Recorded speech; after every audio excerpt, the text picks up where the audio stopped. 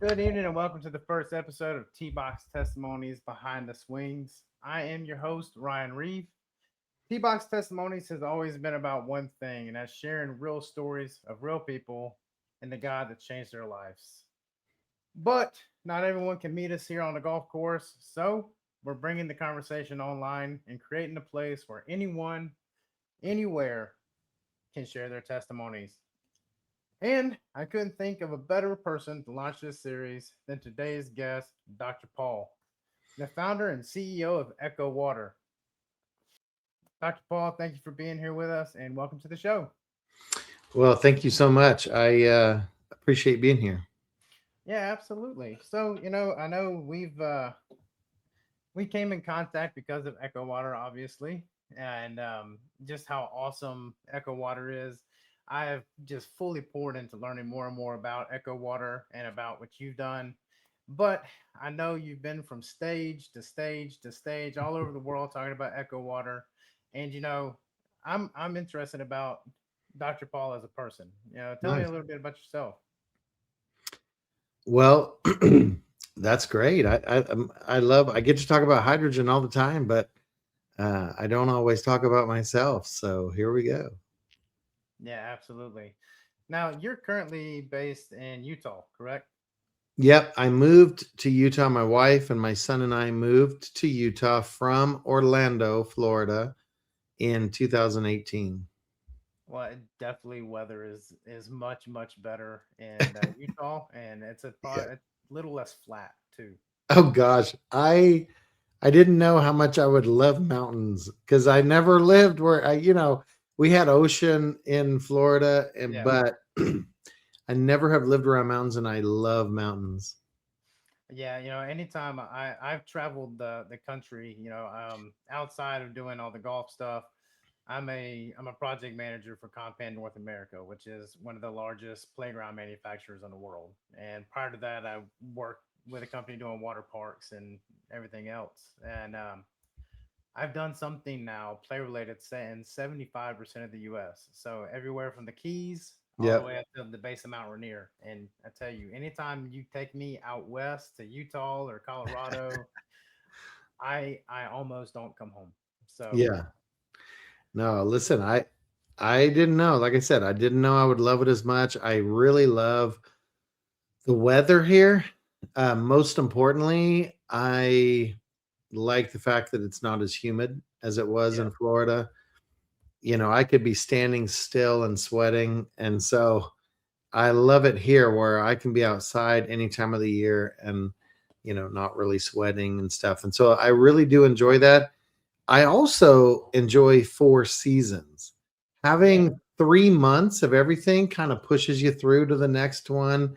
And I would say Florida has one and a half, you know? Yeah, that's true. I mean, I'm not too far from Florida. I'm up Yep. here in Atlanta, Yep. so Yep. it's been 98 degrees with Yeah. 98% humidity today. Yeah. Yeah, Yeah. you don't want to go outside for sure. No, no. Nope. So, I mean, Yeah, I love it here. no, it's beautiful, man, and just obviously myself being a faith-based channel, like going out west, you can truly see everything that God's made, and Yeah. just it's so vast. Oh, I don't think the people on the East Coast realize how vast the West Coast is. oh yeah. Yeah. Well, from my house, I'm within anywhere from 3 hours to 5 hours to be at Yellowstone, Zion National Park, Lake Powell. It's just crazy how many beautiful things are here all around this area. It's gorgeous country for sure. And I got really lucky. Our home that we ended up purchasing here is about 600 feet above the valley. Oh, And nice. so we just look out 30 miles across the lakes and around the mountain. It's all mountains surrounding us. And so it's really a beautiful view. I'm very thankful.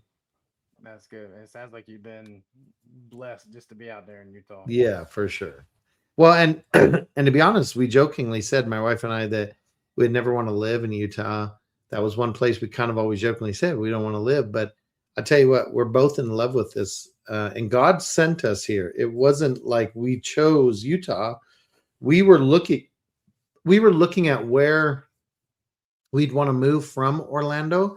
And my wife was kind of set on somewhere around Asheville, I North love Asheville. Carolina. I went Yeah. to college. I went to college in Asheville. Oh yeah. So she was like, "Oh, this is where it's going to be." And it was very clear that was not where God wanted us moving. And I'm really grateful because I love it here. It's great. Yeah. And how long have you and your wife been married? 32 years. 32 years. That is impressive. I'm coming up on your 13. Oh, there you go. There you How go. many kids? We have a 23-year-old son. His name is Jackson, and he's the love of our life. And so we're each other's love of our lives and our little family. You know, he was a miracle baby, and we prayed him here. And I think just about every church in Kissimmee, Florida was praying for us at the time. And we ended up, after multiple miscarriages, we ended up having our son. And, you know, it was just a miracle from God. Yeah, I mean, I have one of those as well. And it's funny I know before we go into that, it's nice that you know, for those of the people who are not from Kissimmee, it is Yeah. not Kiss Me, Florida. It is Kissimmee, Florida. Yeah. I called it Kiss Me, Florida way too long before I Yeah. was corrected by somebody. But no, and it's what brought me to Echo Water and actually to you. Like my wife and I are going through the same thing. We've had 5 miscarriages this year within Oh, a year time frame. We're getting what they would call geriatric in the pregnancy world now. At 35 years old, but yeah. it's why we really started looking into a more holistic way of living, removing certain things from my life. I made the switch probably about 2 weeks ago to just merino wool boxers to get myself away from toxins, Yeah. and have been making changes in the house. And it's kind of what led me to, I started doing research, and I saw a lot of research that you had done Yeah. on this subject, and started Yeah. going through there. And but it's something like a miscarriage, not just one, not just two, but 5. It really does draw you, in either one or two directions with the Lord. And Yeah. it's been amazing to watch my wife draw closer rather than farther away. So I'm not sure, like, how that affected you and your wife. It definitely brought us closer. And you're correct. It can go one way or the other. It's either going to harm a relationship or bring it more unity. I can tell you that we got closer through the process, and it was years of miscarriages. And, you know, our son was a twin, and we lost that twin. And once he was born and could speak, he would pray and ask God to bring his sister back. And to this day, he doesn't remember that, but we remember him praying for her by name. Like, he had names for her and nicknames and stuff. And when he would pray to God, like, he was like, please bring my sister back. You know, I miss her. And so it's a very interesting and tough process because we don't understand all things, as you know. But I'm very grateful to have a son versus zero. One versus zero is a big difference. Yeah, Two versus one is not as big of a difference. You know, I'm yeah, so grateful for being able to be a father and to be a parent and to all the stresses and struggles and craziness that comes with that.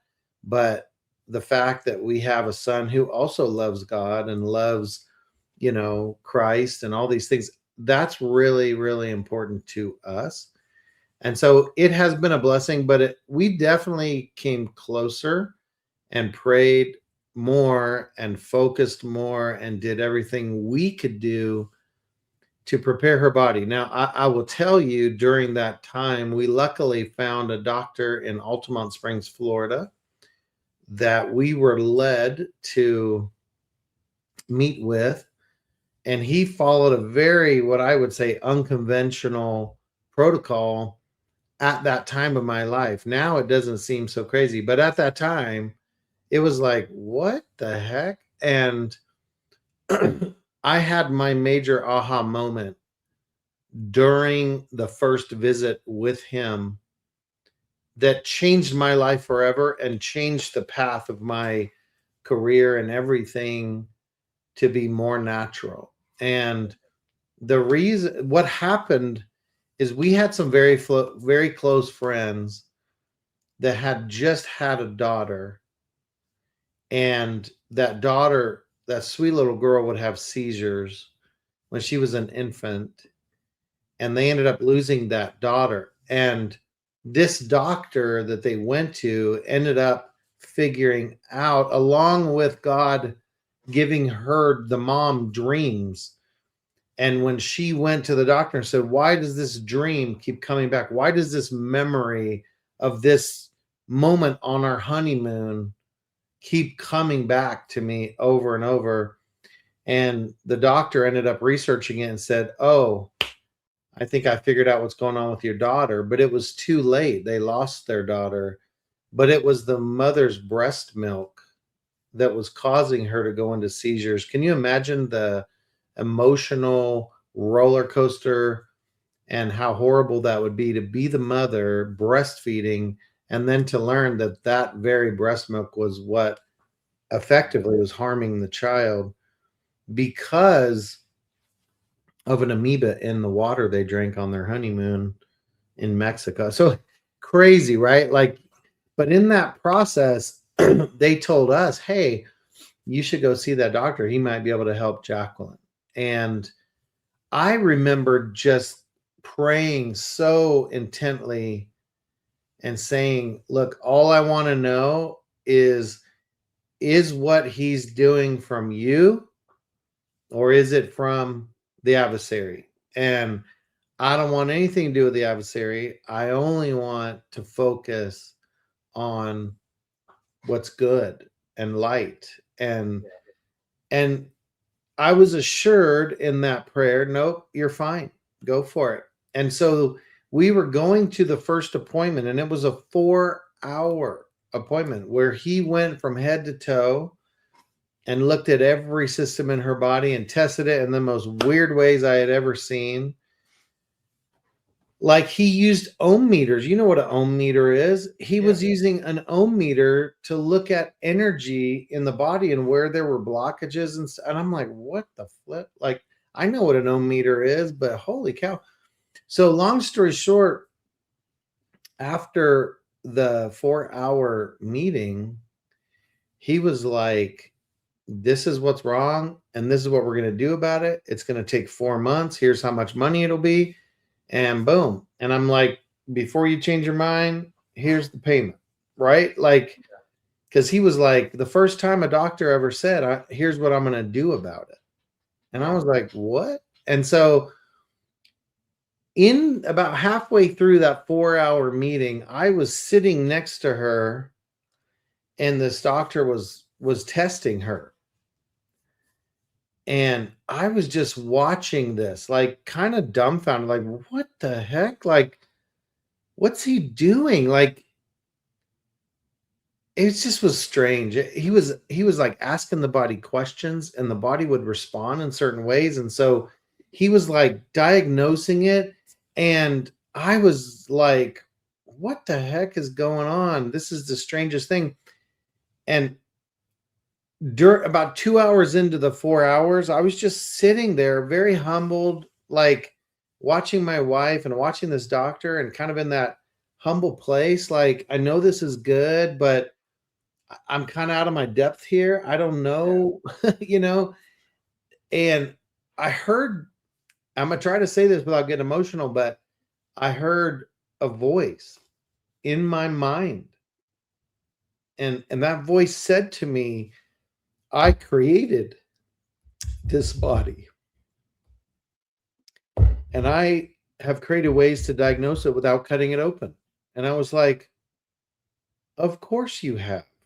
Otherwise, we'd have little Velcro patches everywhere for all of our organs, you know? Yeah. And I'm like, oh, shoot. Like, of course the body has intelligence. Of course the body knows what's wrong. Of course. And it was that aha moment for me where I'm like, whoa, if that's true, then a lot of other things are true that I may not have thought about before. And all of a sudden I'm like, oh my goodness, like this is crazy. And it took me in a whole path of study that has led me to understand some of the most beautiful things in life that are so simple but life changing. And it really was incredible because we ended up again, my wife had 4 heavy metals in her system, and I was helping her with the protocols, and she would be tasting metal in her mouth coming out, and it's crazy. And then next thing you know, we were pregnant. It was a miracle. And during all that time is when God brought the knowledge into my life that helped me create Echo. And completely the glory goes to him. All the anything goes to him. It's nothing to do with me. I'm just a steward, and I'm just someone who really loved my wife and wanted her not to suffer. And I would be sitting in my office sometimes as I was in this process of trying to learn and understand stuff, and someone would just not appear like a ghost, but they would just call and say, "Hi, I'm so and so. I'm supposed to come meet you." And they would come, and it would be some amazing doctor who would share some little piece that they had learned, and it was exactly when I needed it. And then I'd meet someone else, and it would be like the exact thing I needed. And it was, God is amazing because we're all trying to figure out what the heck we're doing. And we're trying to figure out how to help others that are suffering, hopefully. And yet, this is very basic to him. Like the stuff that we think is like, holy moly, like he was walking on water. Like he understands the bond angles of hydrogen and oxygen. And of course, I now know that I understand that based on the bond angle, water can become harder and you can actually walk on it. Well, he understood that. That's a natural law. We call it a miracle. To him, that's a natural law. And, you know, it's very interesting. So it was definitely a journey. I am so grateful for that journey. And what really ended up is we had a child, my wife was doing better, and I was able to bless her life with hydrogen. And here we are, all 20 some years later, with my wife still alive. We have a 23-year-old son, and that's a huge blessing. Yeah, and you talk about just the timing of God, and it's insane that Yeah, you're not the only one. yeah, There's so many stories out there.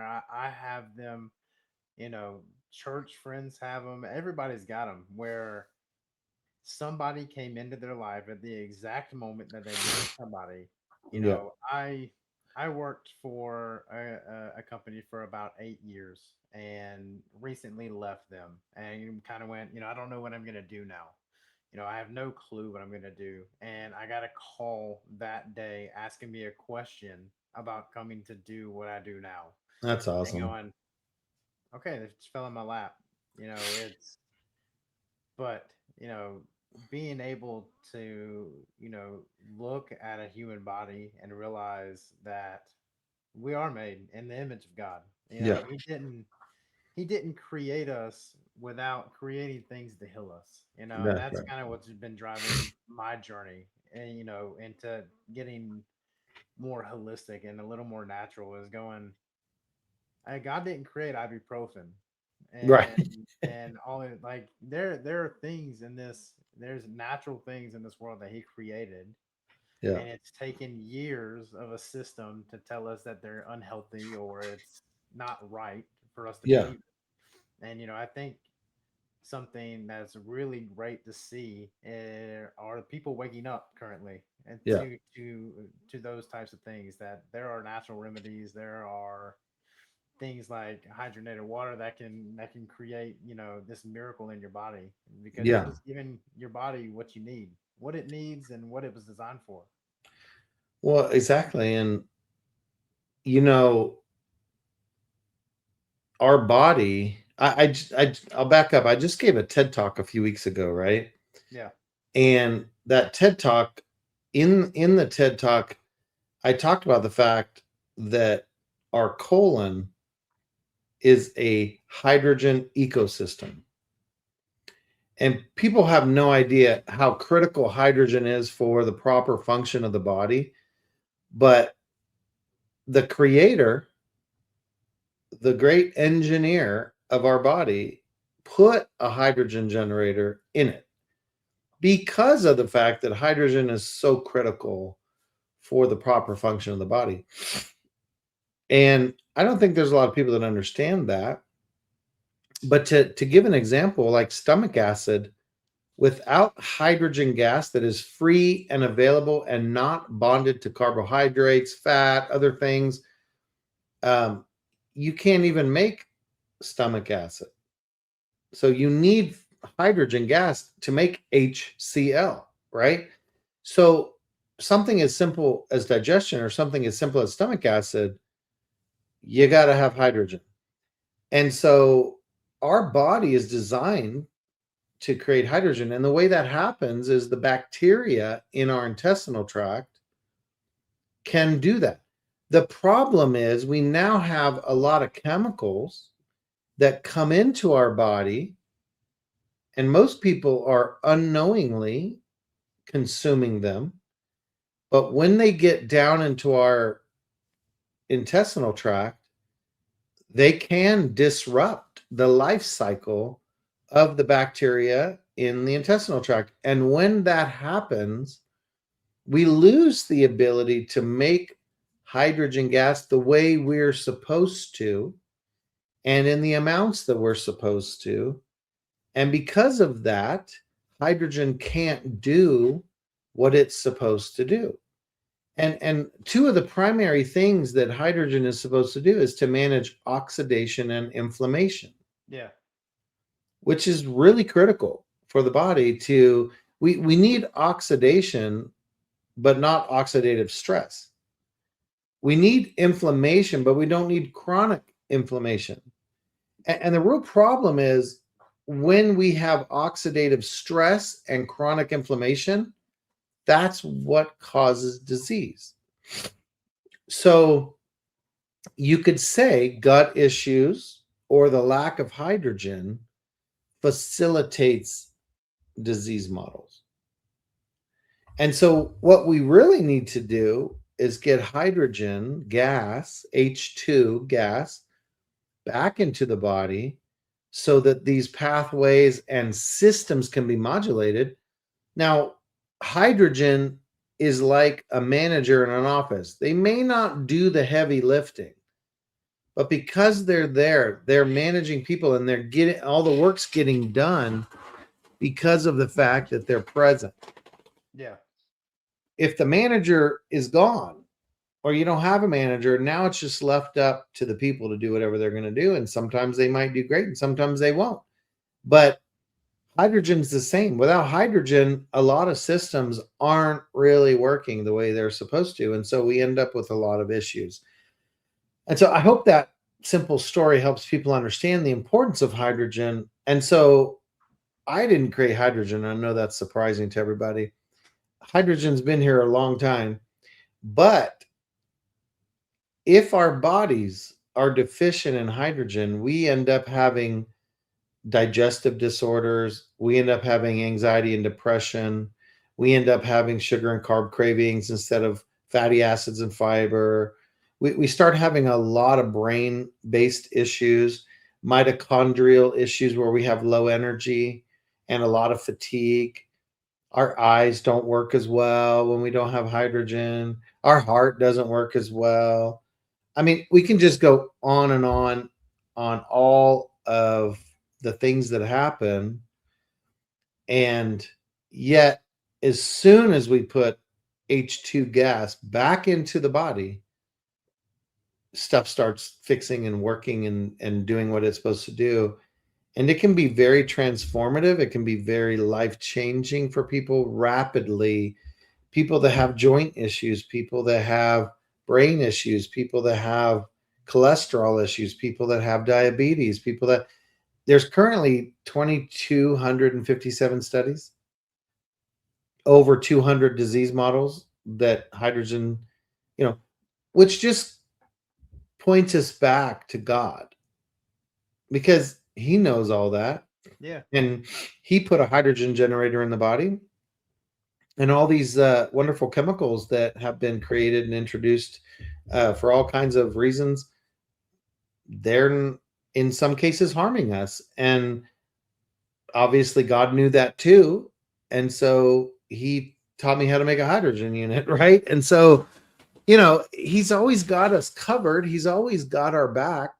And depending on what someone's belief is about God, I believe that he's involved in our lives. I believe he's a father. I believe he loves his children, his spirit children, and he wants to help them live the best life that they can. And so I always say, I'm trying to be as good as a human being. I'm trying to do what I can to accomplish God's desires and helping people accomplish their divine potential because I believe people do have a divine potential.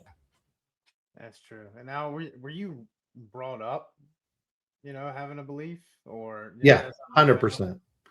Oh, for sure. The first time I heard like the voice, like I was talking about, the first time I heard that was when I was 6.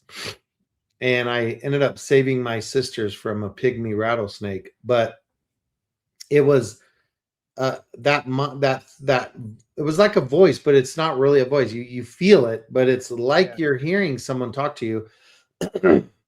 And luckily, I was able to help my sisters. They were in a situation where they were inches away from a pygmy rattler, and we didn't know.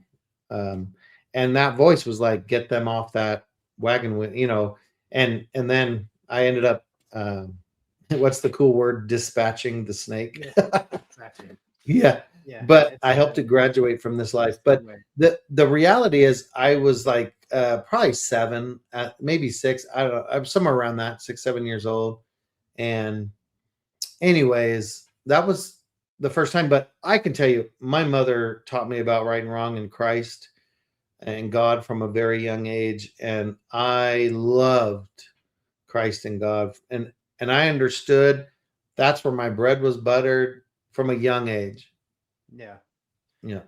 No, no, I was definitely raised. My grandparents were in the choir growing up, so I grew up Nice. with hymnals in my hand behind the church pew, and I strayed heavily.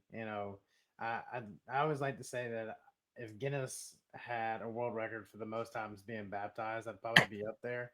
I was baptized as a baby. I was baptized as a young teen, Wow. and then probably I got rebaptized last year. Wow. After this is where Tee Box Testimonies came from. God Yeah. found me in my basement. He didn't Wow. find me at church pew. He found me in a basement. Um, it's funny. It's Well, always funny. he'll find you anywhere, right? Yeah, he found me in the basement smoking a bong. Oh, So, wow. and he found me 4 weeks later, still a heavy drug user. And Wow. you speak of hearing, and Yeah. I physically heard God, and I saw Yeah. the vision that He sent to me, and it was a path that I was on, and it led to me being single, with no wife, no daughter, no friends, and Yeah. dying alone. Wow. And another path was success, Yeah. and I heard in my head, baptize yourself, and you'll be saved. Mm. I was in my bed. I was high out of my mind, Mhm. and I heard baptize yourself, and I'll relieve this. And I Wow. didn't know what it meant, so I got up and I got in the shower, and I got on Wow. my hands and I got on my knees in the shower, Wow. and I said, "Baptize me." And I've never hit sobriety so quick. And there Wow. was no there was no come down, there was no hangover the next morning. It was instant sobriety. Wow. I went What a around my blessing. house and I threw away everything. Yeah. Going, hey, he spoke last night. I need a couple of days. I took like 2 days off work just to Yeah. process it. Right. Um, but it's interesting because I've had this same conversation with a couple of friends.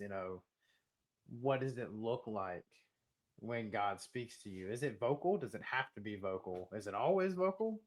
And Right. I think it's key to note and to point out that it can be many different ways. For sure. There are you can hear it vocally, but Yeah. I think a lot of people have discernment when they hear God speak. Yeah. Is it me just speaking to myself internally to tell me what I Right. want to hear? Right. Is it the devil trying to tell me to go somewhere else, or is it God telling me this? It's difficult, and but it's also, I think it can also be done in signs, such as Yeah. Visions, dreams. It can be a lot of things, right? yeah, I'm not one that has a lot of dreams, but I can tell you back when I was studying nutrition to help my wife, I did have a dream, and that was a different dream. It was a dream about the food industry. It was a dream of teaching me about those things. Um, I think everyone has spiritual gifts, and I think everyone can hear God speak to them, and it's going to be a little bit individual and a little bit similar. There's a similarity in the way he communicates. I think there's also an individual nature in which he communicates with his children.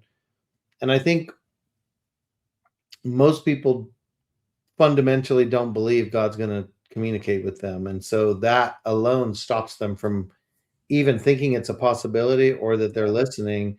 And it takes a moment like where you're at, where he's like, bro, what the heck? You're on the wrong path. And we look at, when we look at Paul or Saul, right? yeah, And we look at where he was at, and the Lord helped him have an adjustment of what his yeah, focus was. And that took an angel, right? Because he wasn't listening clearly. And he was like, I don't want you on this path anymore. And I need you over here. And so things can be very dramatic like that. And some people would say that me hearing his voice is very dramatic compared, because sometimes people say, well, I just have a feeling. Well, you need to memorize that feeling, because that feeling is something, if you memorize it, you'll know immediately when your father or God is trying to communicate with you. And the more you memorize that, the faster you can recognize. And just like if Ryan and I wanted to build a relationship of trust, if after today I don't talk to him again for 5 years, we probably won't have a big relationship of trust. We'll have respect for each other. We'll be grateful for each other and the blessing that maybe we helped each other in what we're doing. But building a relationship of trust with God is just the same as building a relationship of trust with people that are around us. We have to communicate. We have to do things. And if Ryan asks me to do something, or he confides in me and then I do something to bless, to support, we begin to grow trust, right? And this yeah, is a process. It's a process. No different than God. God's going to communicate things to you, and if you listen and do, then he'll increase that communication. If you say no thanks, I'm not going to do it, you probably will get less of that communication. And if in the middle of the night Ryan's having a tough time and he calls me and I pick up and I'm like, bro, I'm sleeping, leave me alone, he probably won't call me next time at 2 a.m. He'll probably call someone else who might stay on the phone with him. And that's oversimplifying, I know, but I think the principle is there that if we want to hear the Lord's voice, we can. He always says, I stand at the door and knock. But he's a perfect gentleman. He's not going to open that door and force you unless you're in a situation where you're really going to harm yourself, and he's going to try and help you.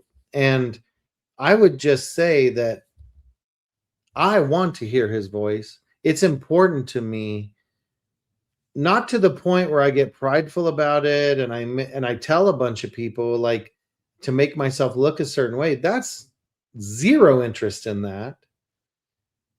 In fact, some of these things are very sacred, and you don't want to share them unless it's a specific situation. And all I can say is that it doesn't make me better of a person because I have that communication. It benefits my life, but it doesn't make me better.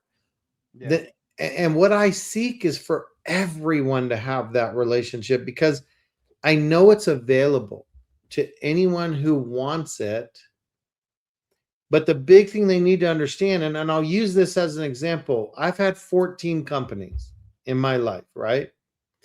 Most of which I started, some of which I joined to help grow them. I didn't start all of them, but 9 of them I did, right? And I would tell you that when you are focused on things, or when you are engaged in something that's important to you, there will be benefits. And it's like anything else. Some people will come to me and say, gosh, you have a nice house, you drive a nice car, your wife drives a nice car, you seem to have some companies that are amazing and incredible and blah blah blah. And I say, well, what you don't see is all the sacrifice. What you don't see is all the hard work it took, and all the crazy people that tried to harm it and all the stuff. But they'll see the success and they want the success. And what I find amazing is I'll say, look, I will mentor you for free. I will tell you what you should do, and I won't charge you a penny. And I will sit, and I've done this many times. I've sat with people and shared with them what to do to create something incredible in their life or whatever. And then they're like, oh, no, that seems like a lot of risk, or that seems hard. And I'm like, well, it is hard. That, it's easy going and getting a job. It's hard starting a company, because then you got to give jobs to a bunch of people, and then you got to hope they do it and hope they don't harm you and steal from you. And who knows? It's a whole different deal when you have a company. And I always find it amazing how people are like, I want what you have. And I'm like, okay, well, here's the principles that govern that. Yeah. And then they're like, oh, never mind. No. And I feel like that must be, in a very tiny, tiny, minuscule way, what God feels like, where he's like, I will give you everything. You just I got to just put in need, that little bit of work. That's all yeah, I'm asking. yeah. And most people are like, no, that seems like it's too hard. You know? The thing that makes me think, like, God told David he was going to be the king. He Right. didn't just give him a crown; he put a Right. Goliath in front of him. Right. And we all have a Goliath, and That's right. but you also have to put in the work. Like, it's funny you say, you got to talk to him. You Yeah. know, my word of the year last year was Selah, which is basically a pause and rest that shows up a lot in Psalms. Yeah. And Yeah. my translation of that is shut up and listen. And it's I love it. Yeah. It's I can't tell you how many conversations I've had where people have strayed away from God because of, oh, I prayed to him and I didn't answer. He didn't answer. I prayed to him, he didn't answer. I talked to him, he didn't answer. Right. And I think the thing that everybody is missing is that, when you asked your dad, Paul, when Yeah. you were a kid, can I have candy at 12 o'clock at night? He Right. probably said no. And the Right. fact of the matter is God's our Father, Right. and He doesn't have to always say yes. That's And right. sometimes the answer is no. Right. And it's I want a Maserati. No, Right. no, you don't need that. Yeah. You You know, might need a truck because you just said you want to do yards. yeah, you need a truck. Yeah. And but that's something I've noticed is, if I go through a season where I don't talk to God on a day-to-day basis or a night-to-night basis or throughout the day, I can feel that distance. Yes. And it's not, he's not putting the distance there. No. You're putting the distance there. You're driving the stake through there. Yeah. And it's crazy that once you start it up again, how quickly you can feel that distance close. Yeah, for sure. No, I I love the feeling when you're focused on things of God. I love it. I've always loved it. And, there's been some times in my life where I've had some conversations, and it's usually about me saying, look, I am willing to sacrifice anything. I am willing to become whatever you want me to become. I'm willing to do whatever he asks me to do, no matter what comes to me. And that could be harm, it could be whatever, but I'm committed to do that. Just tell me what you want me to do, and I'll do it no matter what comes to me, good or bad. yeah, And because sometimes you have to fall on your own sword. You have to kill your old self to yeah, become your new self, and that's hard for some people. yeah, right. It's challenging to them. And I'm like, hey, and of course it comes down to my belief or my personal belief of why we're here in the first place and what the heck this life's about. And it sure as heck is not how many boats or planes I can have and how big of a house, even though I don't have a problem having a nice house and a nice car and all these things. I think if you work hard for it and bless other people's lives, you should have nice things. But that's not my focus. My focus is not the stuff. My focus is changing lives, helping people live a better life. And if I do that enough, and there's an exchange of monetary exchange, then of course I'm going to have food on my table and I'm going to have all these things. And surely when I've been doing it for 20 plus years with multiple companies and you've done a lot of things, of course there's going to be a benefit. You might just have a little more than a tent, right? You might Yeah, you might get a house that someone might be like, wow, that's pretty nice. But I've worked hard for that. I can tell you, my wife, when we were first married, she was like, my husband makes copper wire out of pennies, like he's so frugal. But she goes, but that's why we have what we have. If it was me, I would have nickel and dimed him to death. He created wealth for us. And he told me when he married me, I need 5 years and we'll be a millionaire, but I need you to be on the same page. And she agreed. And she was like, yes. And trust me, there were some tough conversations where I'm like, but you agreed to this and you're complaining right now, but you agreed. And she's like, nope, you're right. I did. And here we are, very blessed in life, and we're able to help others. And I think that's one of the greatest things that we can do. But I'm very grateful for my wife. I've told people a lot that was one of the greatest gifts I've ever been given, is God choosing my wife, because I can tell you today 100% I would not have been smart enough to marry her if it wasn't for God choosing her for me and telling me he chose her, and telling her, by the way, that's your husband. And hey, you, by the way, that's your wife, because we were not each other's type. And I think everybody's got eyeballs, and especially men, they do the shopping with their eyes. And I'm not saying my wife isn't attractive. She's a gorgeous woman. I'm just saying everyone has a type, and your eyeballs can mislead you sometimes. yeah, And because of that, I'm grateful that when I was 19, 21, when I was 21, I got married. And it wasn't because I saw somebody in a bathing suit and was like, holy moly. It was that God was like, this is my daughter that I've chosen for you.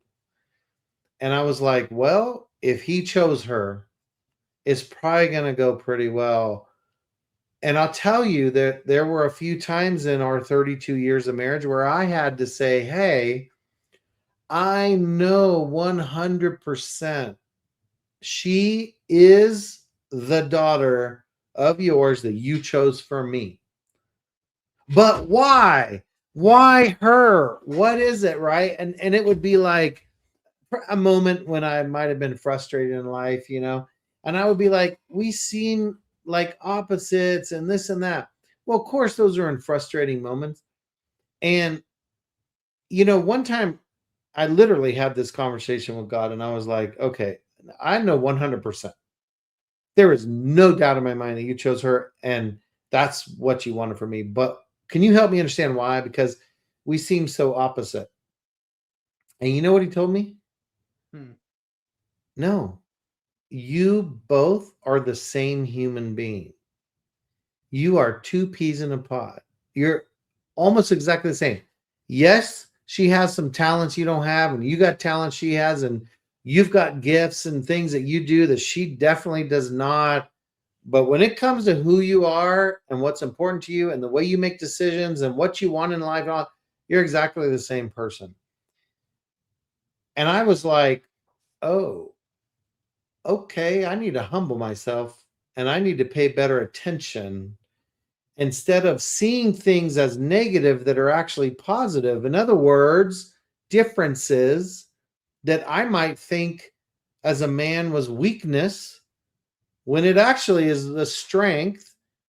And I remember this was all in the first 2 years of marriage, right? I don't want anyone to think it was yesterday. It surely isn't. But the point is, in the first couple of years, you're learning a lot of stuff. I was 22 and 23 years old. I hadn't a clue what I was doing, but I thought, we might think we know when we're 23, right? But Yeah. here I was going, okay, shoot, thank you for that. I need to humble myself. I Yeah. need to do some internal assessments and be like, what am I seeing that he's not seeing? And what am I seeing that's very different than what he sees? Yeah. Humbling yourself is something super difficult. Like I said, I've been married. My wife and I, we got married when I was 23. We've been together since I was 19. Yeah. So, same. We were young, we were dumb, we got married. Everybody told us we were stupid. It was, first year and a half, it was rough. Yeah. The last 10 years, there's been storms. Yeah. Yeah. This year, you know, people have started noticing, like, hey, what's going on? What are y'all doing differently? Like, you Yes. guys seem Yes. like you're in this, like you're in a groove. Yeah. Luckily this year I got to see my wife get baptized, which Nice. was awesome. And I got to see it at the end of last year with my daughter as well. Awesome. As a husband, as a father, that's all I can ever ask for. If, Yeah. if you know if they go on their separate ways and everything else, I'm happy. Yeah. But being able to look at yourself and go, I need to humble myself within his eyes for my wife to Yeah. figure out what am I doing? Yeah. I think as men, we always have a solution. I can't tell you how many times my wife asked me for just simple answers, and I Yeah. have a solution. I have a 5-page essay of solutions, and all she wanted was an ear. And Yeah. sometimes I think that's kind of what God's doing too. Like, hey man, you're providing your own solution. You just need to be quiet and listen. I got a solution for you. I have the answer. That's right. You're just not listening to it. No, you're exactly right. And yeah, I remember in our first year of marriage, we both are strong people. I will tell you, my wife is strong as they come. There's nobody stronger than her. And she grew up in LA. She could take care of business. You know what I'm saying? Like she for real could be like, you know what? You want some of me? And and of course, I like that part of her, but I was like, well, let's tone that down a little because if we're in a play, that's not the time for that. If somebody says something you don't like, right? So I calmed her. Her parents told me, you calmed her down. This was the greatest thing. Um, and I was a very old soul. She was a young soul. Like she's looking for fun and all this. And so we always say, like, I grounded her and she kept, She lightened me up some, right? And I helped her not fly away. And so she's an incredible woman. Like I said, she's the greatest gift I've been given, that's for sure. And I can tell you that we had a argument or a fight in our first year of marriage. And I remember after the fact, I was like, all right, let's just go chill and stop this. And then we came back and talked about it. And you know what I learned? We were on the exact same page on the very thing we were arguing about. And we were literally fighting. I mean, I would use that word. And I was like, how could we be fighting about something we felt the same way about at the end of it?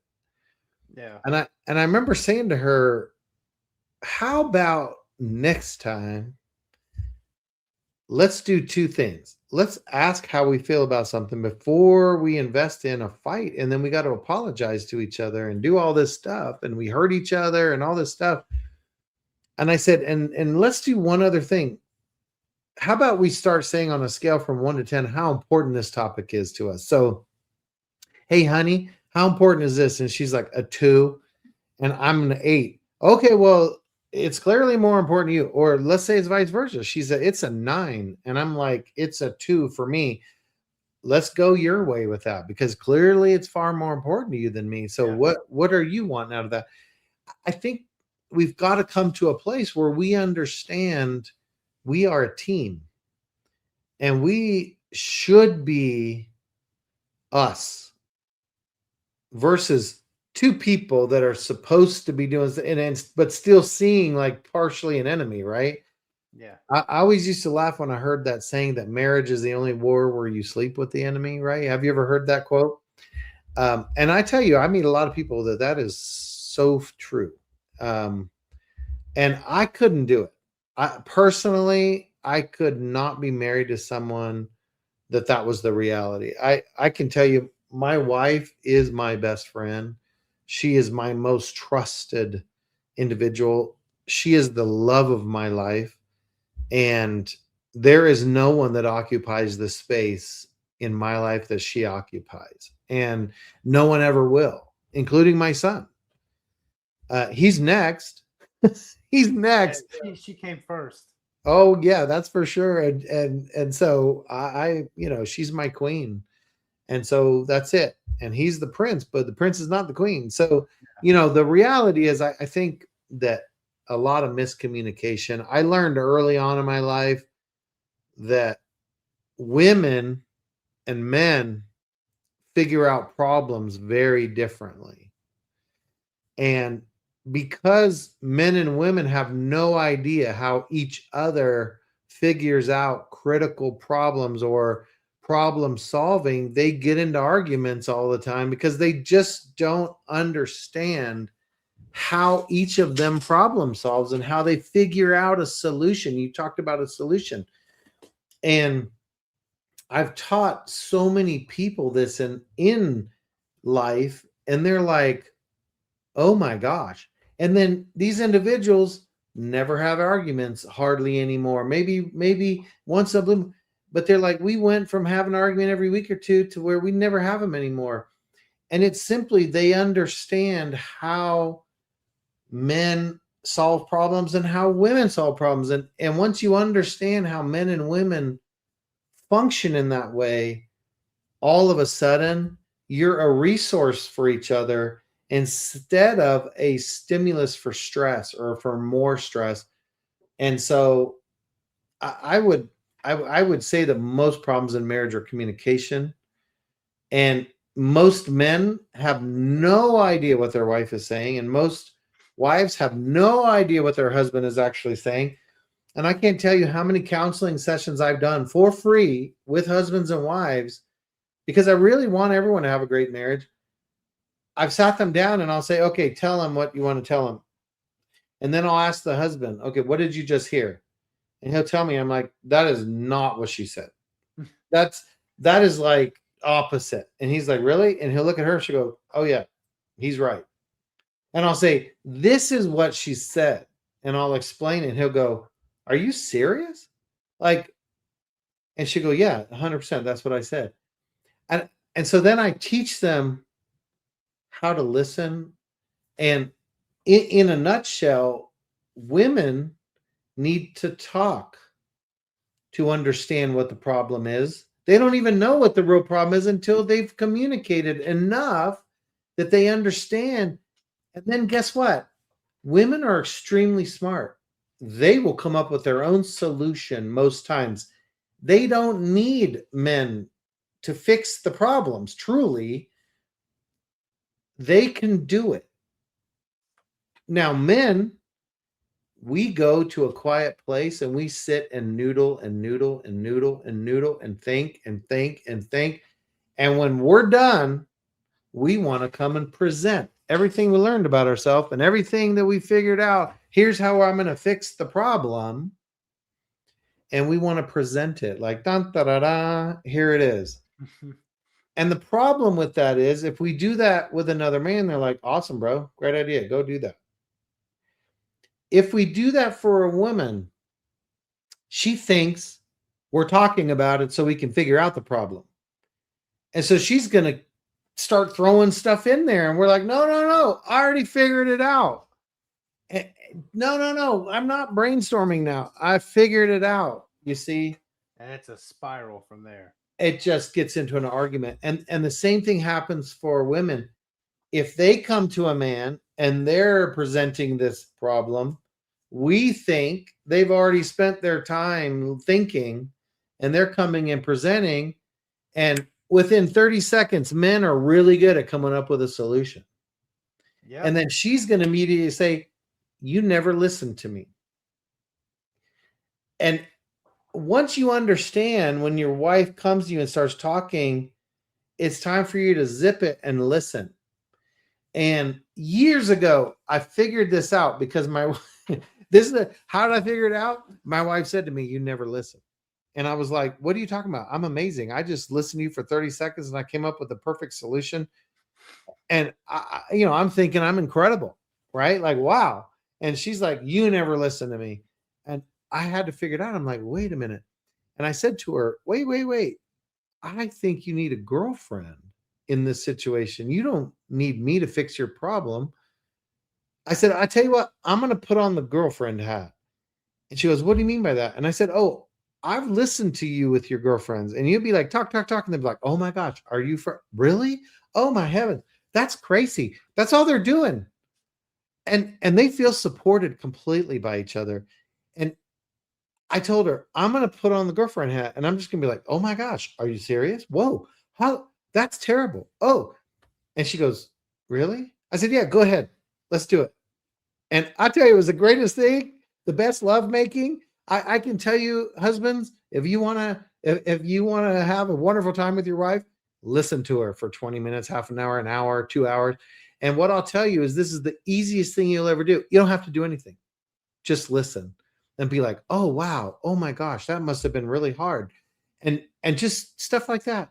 And I'm not saying you can be on your phone at the same time. No, they want your eyeballs. They want to see the whites of your eyes. Because women, it's important you're looking at them while they're talking because you can't be distracted.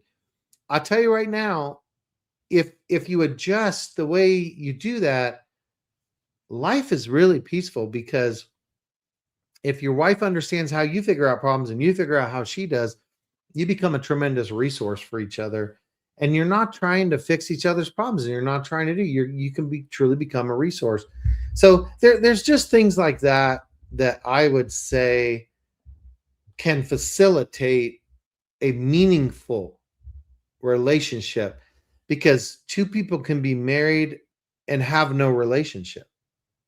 That is a thing for sure. Yeah. Roommates. Yes. Well, no. And if you don't, and I always tell people, if you have no communication, you have no relationship. You might be married, but you have no relationship. And so I think things are simpler than we make them out to be.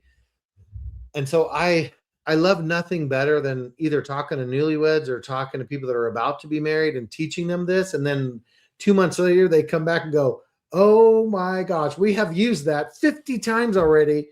It is brilliant. It's amazing. And so I love that kind of stuff. But, I have to say I'm grateful to God that I have the kind of brain that makes me want to learn and listen and be humble and not think I got it figured out.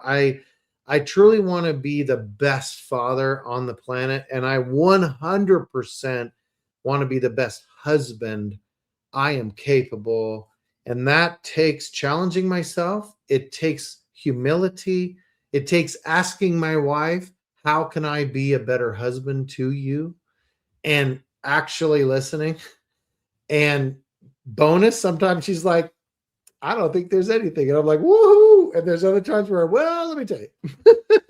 When Here's you a got a pen and a piece of paper. This is yeah, what yeah, exactly. But anyways, Echo Water was a result of healing my wife. But as you know, 32 years of marriage, it's a process.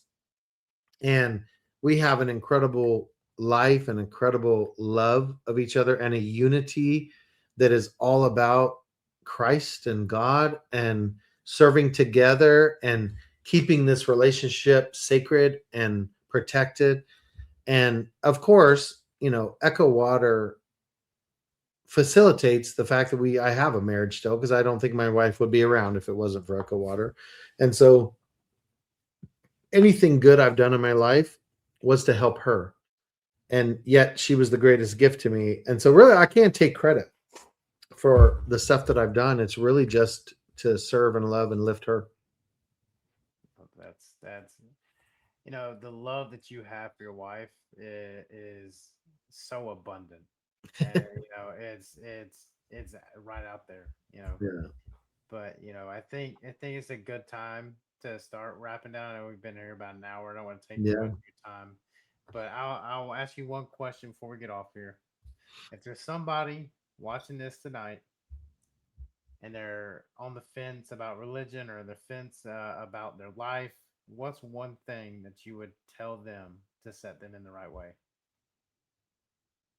It starts with a belief that, is it possible that you have someone who knows your address, actually cares about you, and wants to have a relationship with you? We call this individual God, but is it possible that he could be the father of your spirit? And if he is, then you can choose the greatest father you think that's ever taken the best care of their children, multiply that by 1,000,000. That's who you have in your corner.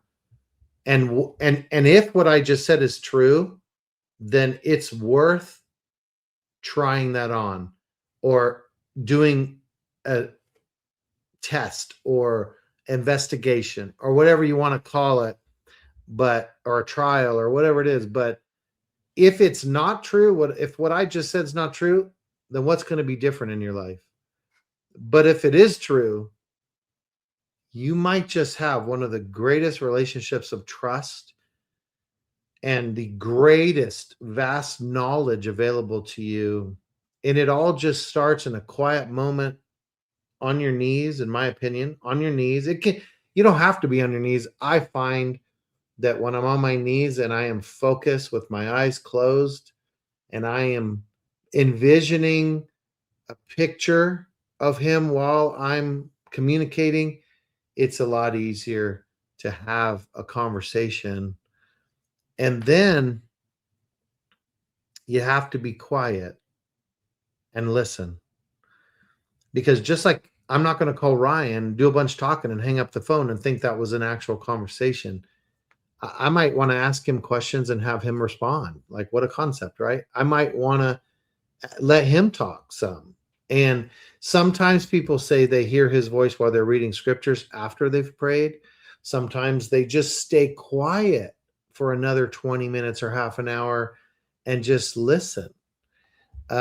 If you have a hard time feeling what he feels like, then ask some questions you already know the answers to 100%, and wait for that feeling that comes and start memorizing that feeling.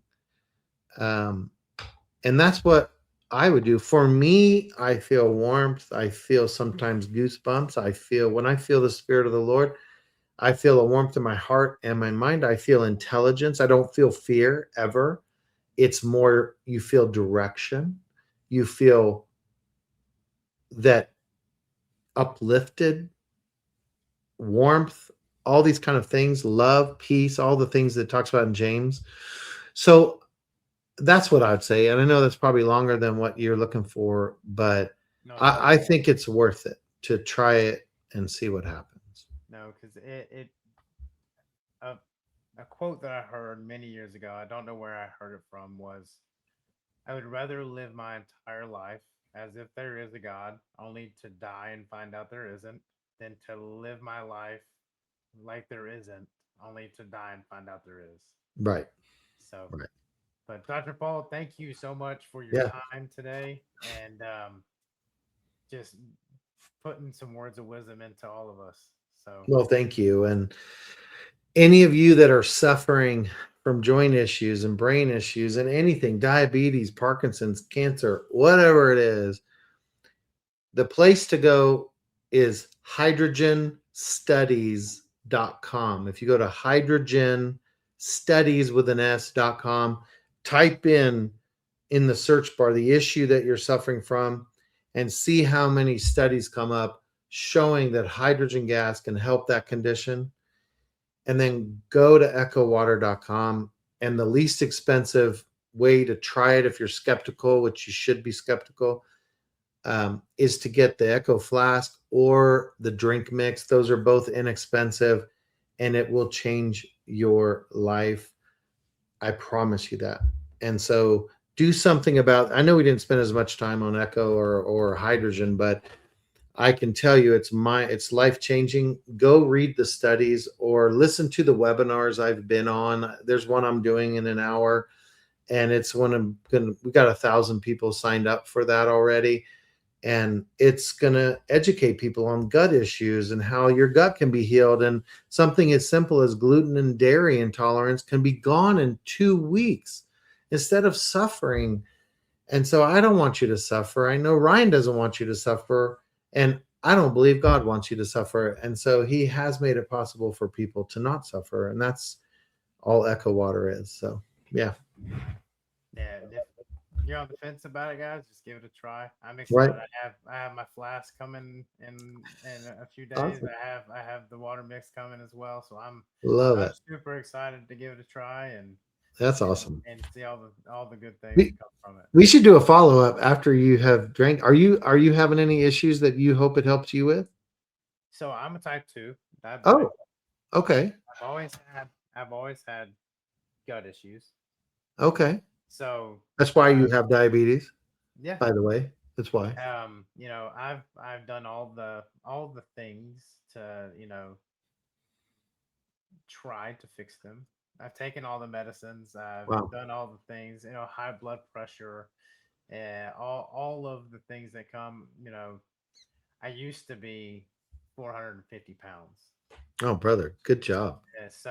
But I have also been like 180. So I kind of went back and forth. No, I Yep. went from 450 pounds down to running ultra marathons. Wow. And then I'm sitting at about 220 right now. So Yeah, that's about where I right. want to be. And Yeah.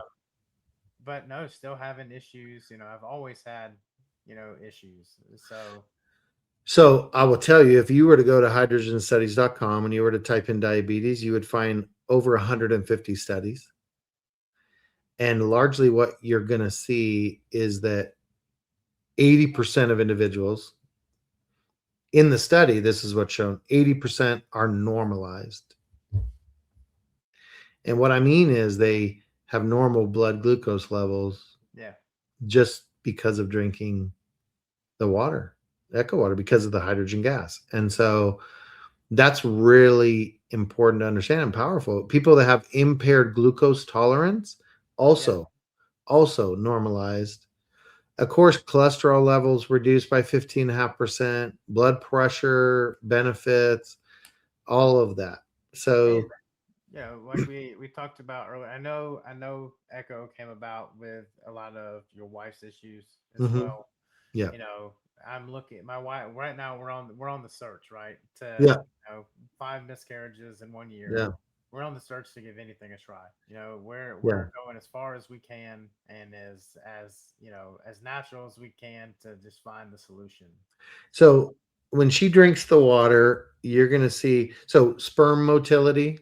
I'll tell you, there's studies on fertility in general. My other company, Lumanova, Lumanova, is all about red light and infrared light and vitamin D light. And there's a ton of fertility studies. There's 10,000 studies on light.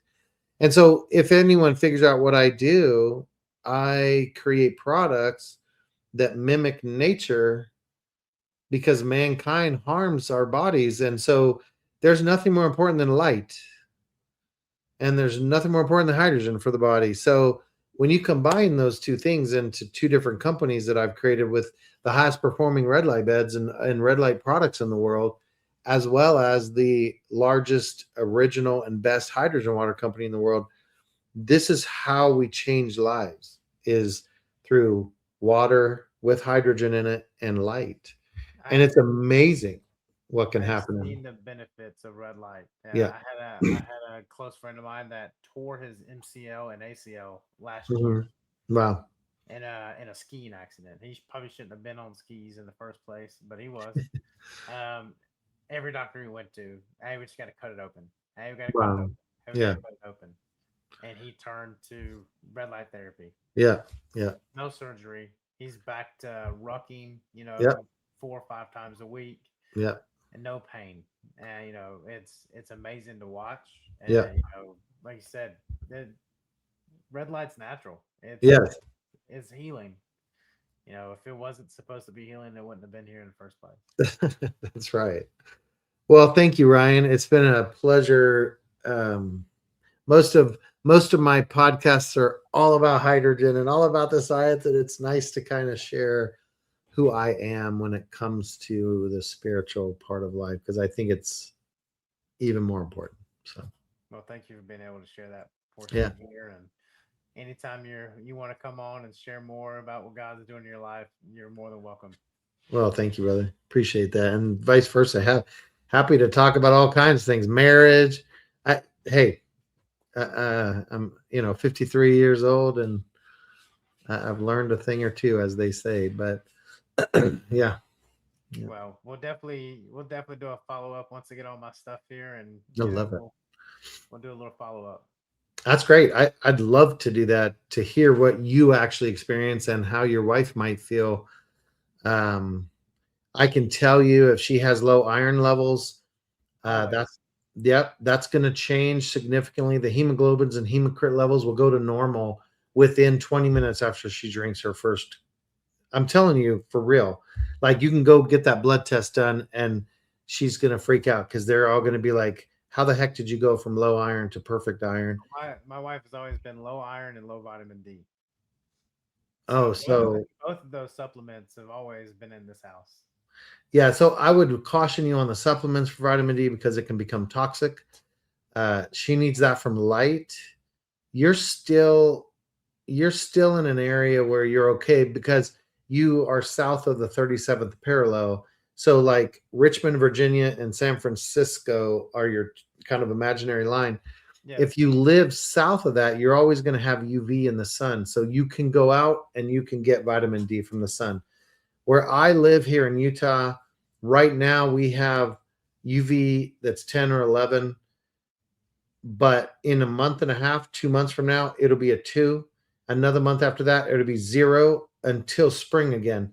So, of course, I created a double patented vitamin D light where someone can have 1 to 2 minute exposure on their stomach and 1 to 2 minute on their back. And in 90 days, their vitamin D3 levels will be double. And so that's a good thing for pregnancy. I will tell you that right now, that if you get her vitamin D levels up and we get her the hydrogen water, she's going to have a very different life. And that's where you'll see the body able to do what it was created to do, which is to give birth and have a child. But you need the vitamin D3 levels. You need her iron levels. Otherwise, the body won't do it because it can't handle pregnancy. She'll be in Yeah. trouble. And so that's the same things we had to do. My wife had adenomyosis, which her uterine lining was growing into itself. We were able to help all that with hydrogen. And so, uh, I'm not talking about miracle cures. I can just tell you the body needs hydrogen. And once it has it, it will do what it's supposed to do. I'm very, very looking forward to hearing the story and the outcome of you and your sweet wife with all these things. So I'm honored to be in your life, brother. Awesome. Well, I'm honored to have you on today. And if Yep. you ever need anything, you just give me a call. Thank you so much. Absolutely. Yep. Bye bye.